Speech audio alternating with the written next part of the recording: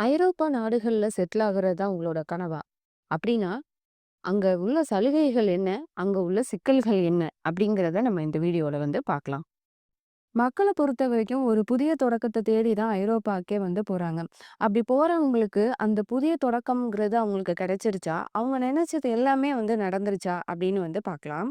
3ஆம் உலக நாடுகள்ல இருந்து ஐரோப்பா செல்பவர்களுக்கு அது அவர்கள் வாழ்நாள் முழுவதும் அறியாமல் காத்திருந்து கிடைத்த ஒரு பொக்கிஷம் அப்படின்னே சொல்லலாம். ஏன்னா படிப்பாக இருக்கட்டும், வேலைவாய்ப்பாக இருக்கட்டும், குடியுரிமையாகட்டும், எப்போதுமே மக்களோட அந்த பிரதானமான சாய்ஸ் அப்படின்னு பார்த்தாக்கா, அது ஐரோப்பாவா தான் இருக்குது. ஒரு காலத்துல அமெரிக்காவை நோக்கி படையெடுத்த இந்தியர்களும் சரி, சீனர்களும் சரி, இப்ப அவங்களுடைய பார்வைய ஐரோப்பா பக்கம் திருப்பியிருக்கிறாங்க. அப்படி உலகத்துல மற்ற நாடுகள விட ஐரோப்பால அப்படி என்னதான் ஸ்பெஷலா இருக்கு அப்படின்னு நம்ம பார்க்கலாம். வெளியே இருந்து பார்க்கும்போது நமக்கெல்லாம் ஐரோப்பாங்கிறது ஒரு சொர்க்க பூமி.